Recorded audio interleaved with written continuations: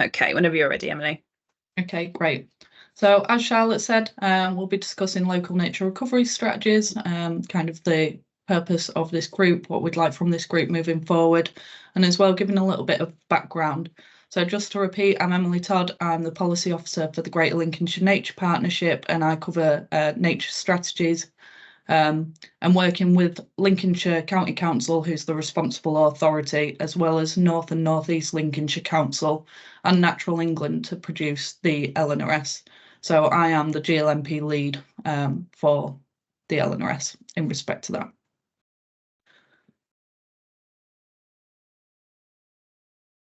So as I said, it's just kind of general introductions, background. We'll discuss our draft governance structure, so who we're wanting to be involved in these groups, or what groups we have decided on, our predicted timeline for development and publication. And then Charlotte, from there, will discuss kind of the working group itself and kind of the activity at the end. I say activity, but kind of just a call for a rundown of which aspects of the LNRS will be needing engagement with, and then kind of a call for if you've got any existing plans or strategies that we may be able to use in describing the strategy area or identifying priorities from those plans. So local nature recovery strategies were introduced by the Environment Act. They're a system of spatial planning tools that are happening across all of England. So it's been divided up into 48 areas, generally sticking to county size, sometimes with large counties dividing those. Luckily for Greater Lincolnshire, we haven't been divided. So the county hasn't been split from Lincolnshire itself to North and North East. So we're very happy that it's been kept as Greater Lincolnshire. And the local nature recovery strategies themselves are a tool to try and help develop a national nature recovery network. This is something that's been identified in the Environment Act and kind of a governmental, a goal from kind of central government in terms of recognising that we need nature recovery, but applying it in a strategic way. So if we move on to the next slide, Charlotte. So the strategy itself is comprised of two aspects. It's a local habitat map and a statement of biodiversity priorities, and these will they'll link closely together. So the statement of biodiversity priorities will identify local priorities for nature recovery in terms of habitats and species, as well as the actions that the actions that you'd apply to help achieve these priorities. Whether that's if woodlands come out as a priority and tree planting as an action. So then as well, it's also recognising the wider environmental benefits that nature recovery can provide. And then this will link closely with the local habitat map, where those actions that I spoke of earlier will be mapped onto, will be mapped so that we can suggest locations where these actions will give most benefit, not just to nature recovery, but where they have the potential to provide those wider environmental benefits in terms of things like flood mitigation and climate mitigation. Or reducing flood risk, shall I say. But yeah, so there's different steps to producing the local habitat map and the statement of biodiversity priorities. Step one is mapping the areas that are already of particular importance for biodiversity. And this has been, there's only a few areas that will be mapped, or types of habitats that will be mapped in this first step to kind of create a national baseline.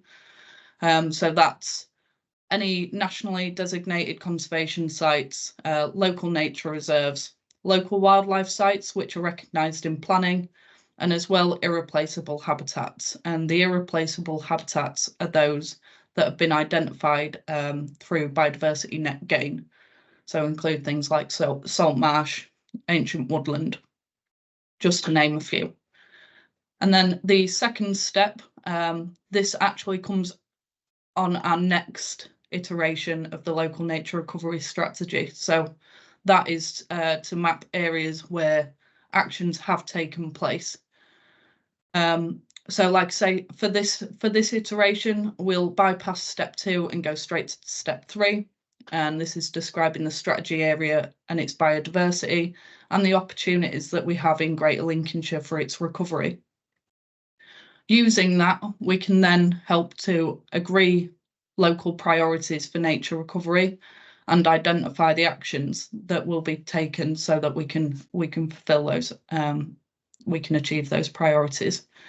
And as I said, it's the potential measures, the types of habitats and their actions that will be mapped onto the local habitat map. So when this comes to step 5, we'll be identifying the areas that it's best to carry out those actions, where it will not only benefit nature, it is a nature first strategy, but as well, we need to consider where those will be able to benefit us and provide those additional wider environmental benefits, or wider social, economic and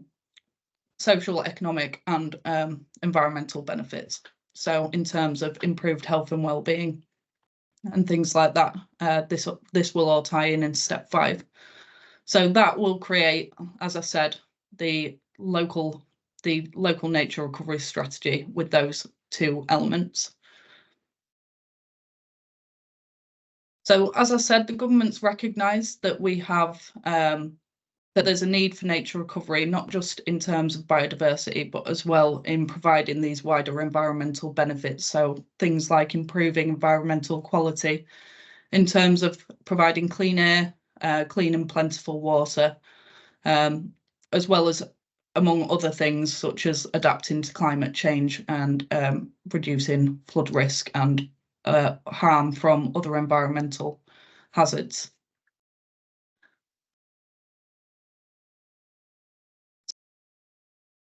Recovery strategy, these 3 areas have been identified as the wider environmental benefits that all local nature recovery strategies should be contributing to. So in particular, mitigating climate change and improving the water environment, and as well reducing flood risk. So in terms of how the LNRS is published and reviewed, there's a few statutory requirements coming out of the regulations. This includes having a public consultation on the LNRS. It then needs to be published and then will be reviewed every 3 to 10 years after publication, and that will be called upon each responsible authority by the Secretary of State. So yeah, it will be a cyclical process moving forward. So I hadn't previously mentioned that also coming out of, I think Charlotte touched on it earlier, but coming out of the regulations, it's a requirement of the LNRS for persons and other organisations to be involved in the development of the local nature recovery strategy. It's what makes it completely different to, well, it makes it different to other strategies that have come before it, which have mainly been based from the environmental perspective, and it's bringing in the cross-sector involvement where we can really start to align some of our ambitions for the county. And help work together and create a plan working together. So we've identified 5 working groups that we'd like to engage with, and these represent different sectors. So including the economic benefit working group, community benefit, the environmental professionals, farmers and land managers, and then the supporting authorities. So supporting authorities, the local nature recovery strategies are any local authority that's within your strategy area. So all of the district authorities, that haven't been named as the responsible authority sit within that group. And that's particularly important for local planning authorities. This will be something that the strategy itself will be something that local planning authorities have a duty to consider when looking at planning applications, and it will help direct biodiversity net gain in the future in terms of where people requiring biodiversity net gain engage with the strategy area, they will get a boost of units, giving it more value. So really important for the planning system. As well, we have a species recovery group, which is kind of set to the bottom at the side. This is a group that is independent from the local nature recovery strategy, but will be feeding in that specialist species knowledge, particularly in terms of creating our habitat and species priority list. And then the other groups that you can see listed, we've got the political oversight group at the LNRS Management Board, so general oversight of LNRS production, as well as the production task groups and mapping and data task groups, which will be important for collating all that data and actually writing the report. And then an advisory group just to kind of have an overall look at what our process is and to provide some guidance there. So our rough timeline, we got the regulations and the guidance back in April 2023. Since then, we had done, so from May to August 2023, there was a project planning and design stage. And then in September, we released our first bit of engagement, which was a public survey, just to kind of understand people's preference of nature, what their opinions are of nature in Greater Lincolnshire, what's important to them. But in terms of the engagement, it'll run from, as I said, September last year to June of this year, engaging with all of those different working groups there. As well, running alongside of this, we will be producing the mapping, which should be complete by July 24, and then the actual draft, the first draft of the LNRS should be complete by August 24. So we're looking to go out to public consultation in October to November time, and then aim to hit the DEFRA set deadline of March 25 for publication.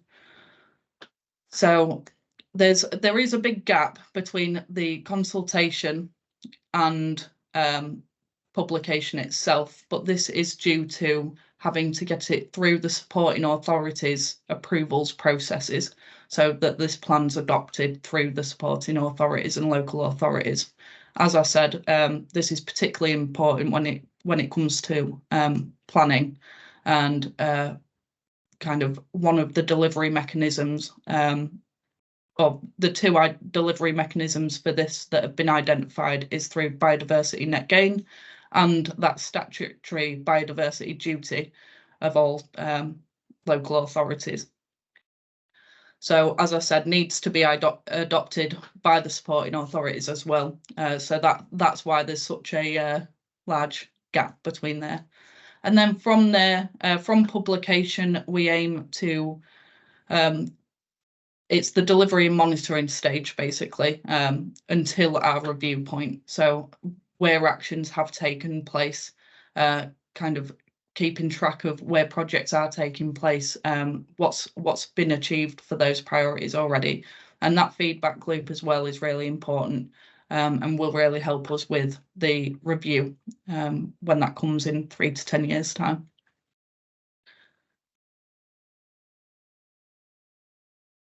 I'll pass over to you now, I think, Charlotte. Fab. Thanks ever so much, Emily.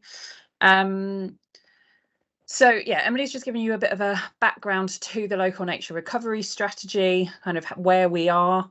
I think she briefly mentioned that we've done a public survey, so that was quite interesting. We're really keen for this engagement to go as wide as possible.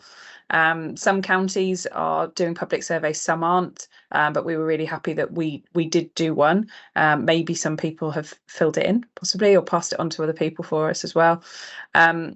That could be potentially interesting to look at some of those results in terms of the businesses, tourism. What is the what are people wanting to see?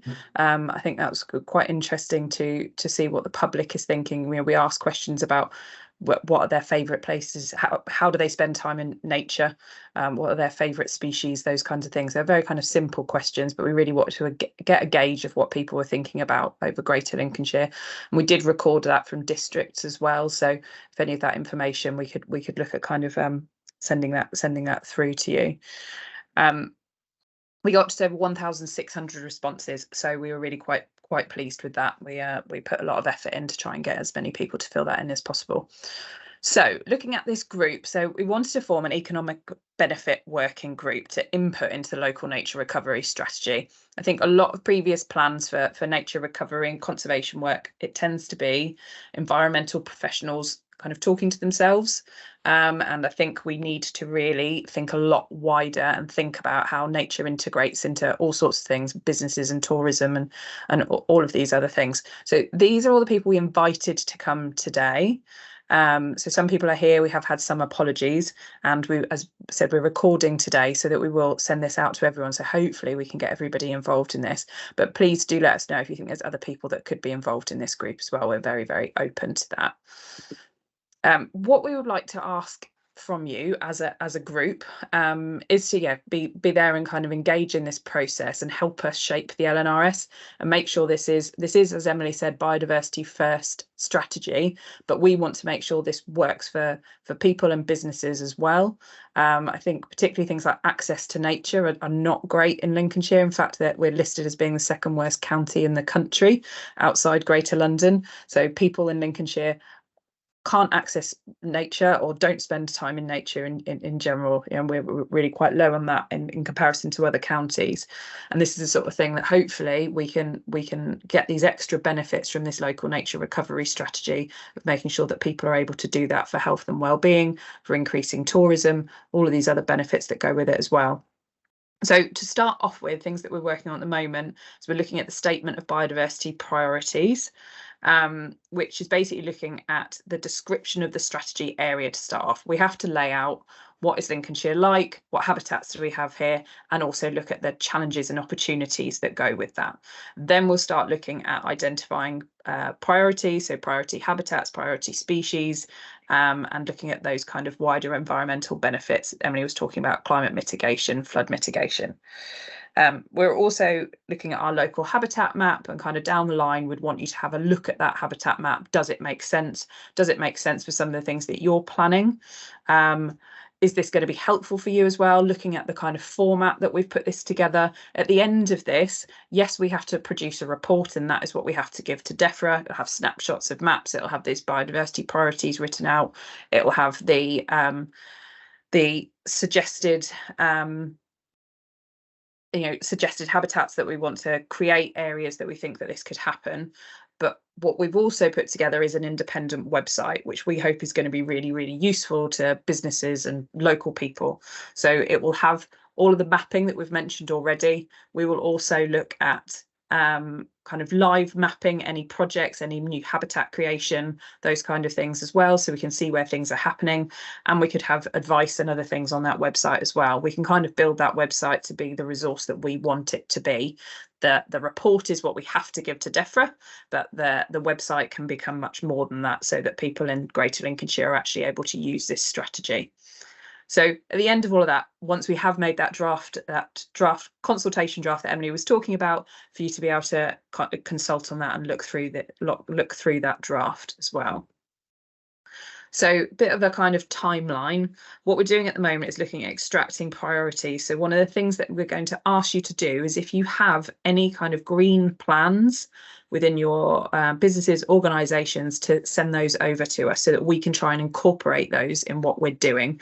What we want to do is a plan that can kind of pull together green strategies across Greater Lincolnshire so that everybody can kind of be working together on this. So we want to really take into account what things you're already planning, if you are. We're then going to look at kind of so we'll end up with basically with a very, very long list of priorities, pulling in from lots of different strategies that people have, not just from the economic benefit group, but from those land managers, farmers, the environmental working group, etc., etc. We're then going to need to get that long list into a short list. We do have to prioritise. Unfortunately, we don't have endless amounts of money and endless amounts of space to be creating new areas for nature. So we are going to have to prioritise what we're going to target for this iteration of the LNRS. You know, Emily's already mentioned this, but this is very much the first the first iteration, and in 3 to 10 years we will do this again. We'll be looking at what the priorities will be then, what we've already achieved, and keep working towards the nature recovery for this area.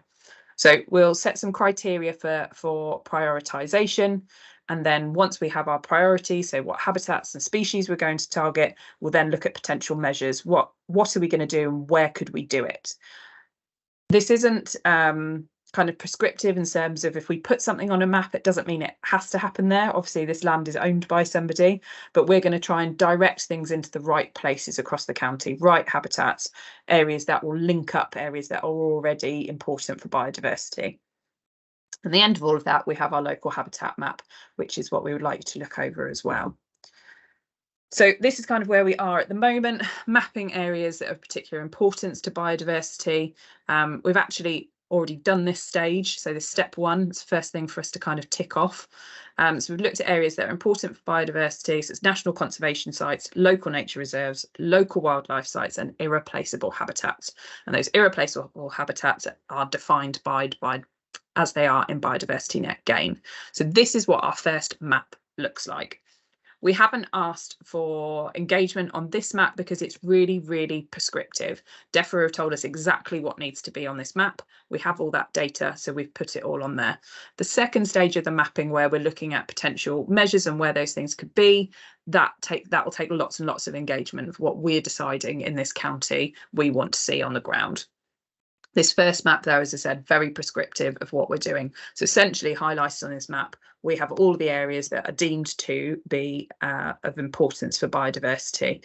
And this strategy is going to look at how we can increase these areas and link them up, basically. More bigger, better, and joined up. Best thing for biodiversity. So moving on to step 2, as Emily already mentioned, that's for the next iteration. So we ignore it for the first time of doing this. So we're looking at the strategy area and areas, opportunities for recovery. So looking at the strategy area, we need to look at range and general distribution of habitats. What habitats do we have here? Species groups of national importance and wider environmental benefits. We're going to be looking at all these are kind of aspects of Greater Lincolnshire and describing it all, but we also want to do this in a way that is going to be useful for grant applications, useful in your strategies in the future, all of those kind of things. So we're going to get you to look over the wording of all of this. And if you have things that are already in your kind of green plans and green strategies, we'll be incorporating. So just taking in what we have in Greater Lincolnshire. So we're covering from the Humber to the Wash. We have 10 local authorities in this area. We have a population of just over 1 million, but we are fairly sparsely populated across the county. Highly agricultural.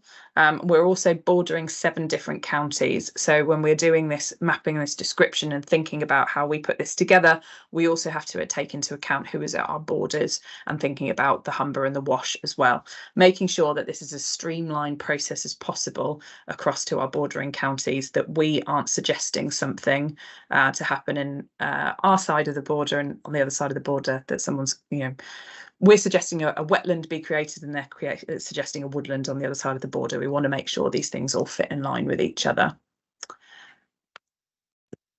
So to start off with our description, we're looking at national character areas. So this is an area, this is a way of basically splitting up Greater Lincolnshire looking at habitats. We've spoken to our bordering counties, and they are all doing this in a very similar way. So this should help with the mapping to sit next to each other. Unfortunately, I talked about that first stage of the mapping being really prescriptive in terms of what we have to map, and that is the case across the whole country. But unfortunately, we haven't been told like a particular mapping platform. We haven't been told a way to do it. So that there still could, it still could be a little bit disjointed going from county to county. But we are going to base it on the 10 national character areas that we have within Greater Lincolnshire. We may look at splitting these up a little bit further, but that's going to be the basis of how we approach this. Also going to take into account our climate and the unique things about our climate and habitats in this county. We do need to describe the challenges. There are lots of challenges to biodiversity. We are in the midst of a biodiversity crisis, and something that has been really impactful on biodiversity losses is agriculture. And as such an agricultural county, that is something that absolutely is going to be one of our challenges, balancing nature recovery with food production. But I also think it is one of our opportunities at the same time. We are sparsely populated. We don't have many large urban areas, and so we do have this huge potential. Yes, we need to keep producing food, but we can think about how these two things can work together and that we can help nature recover.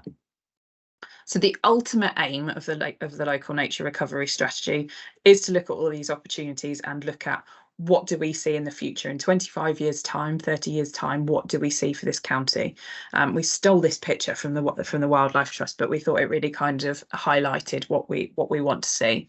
So we want to see access to nature for people in Greater Lincolnshire for health and well-being benefits. We want to see food production. We're a proud farming county. We want to see areas for flood mitigation, so looking at creating new wetlands, looking at woodlands and other habitats as well that can contribute to climate mitigation, areas where we are able to have development and there is green space around those developments, and that communities are living in a place where they would want to live, and that is it's beneficial to them. So that's kind of describing the strategy area and looking at the challenges and opportunities, and then moving on to the priorities and identifying potential measures. So what we're going to ask you to do as your kind of first task is to send us any existing plans and strategies you have, if you have them. We're very aware that we spoke to the environmental professionals yesterday, and we had a long list of all of the different plans that they might have. But I know that there is a green movement in businesses, in tourism, in housing, and so I know that in some of your organisations you will already have some plans and strategies. If you could basically look at those and send those through to us, highlighting areas that are particularly important. If you have particular priorities, if you are particularly looking at, if you have tree planting targets or anything else within that, to let us know, and we will add those to our long list of priorities to then be considered. And the idea is that we collect in all these plans and strategies from lots and lots of different organisations across lots of sectors and try to pull these all together. So we have put together a Microsoft form, which we will email around to everyone that's here and everybody else that we invited to this group as well. It should be fairly simple, and we've done this so that it's easy for you to be able to kind of fill it in. So there's just a few questions there about who you represent. Do you have any kind of plans and strategies that could be considered for the local nature recovery strategy? Is there anybody else that should be sat around this table? Are there other people that we should be involving in this? We're keen to get that done early. And also, if there is any training that would help you with this. So if you have any colleagues that would like to know more about the local nature recovery strategy, if you want us to have a one-on-one call and talk about how this could be incorporated into businesses or tourism or anything else, then we'd be very happy to do that. So after this meeting, we will email around that Microsoft form for you to fill in, and we would ask, if possible, to be able to bring back those plans and strategies to us by the 15th of February. Also, just to note, we will be sending around some terms of reference for this group as well, just really to lay out what what is our, what are our expectations of being part of this group. We will try and be as efficient as we possibly can with your time. I know that everybody's time is precious. We do want to set up other meetings as well, and what we will do is send out appointments for those this week, so they are in your diary, so that you you have those there. Okay. So we'll end for some questions in a moment, but just to know, I did mention already, I think that I did mention that we have a website. So this is the website for the Local Nature Recovery Strategy. We also have social media as well. You can get everything through this QR code. It takes you to our link tree, and then you can see everything from there. We're really looking to kind of build our social media as we go on. I think it's important in this engagement process, but I think actually social media is going to come into its own a little bit once we have the strategy and we're looking at how people are fulfilling it. So being able to, look at highlight projects and have case studies and all sorts of other things as well, and looking at what what businesses and the housing partnership and other people are doing to be able to kind of go towards the local nature recovery strategy. Okay.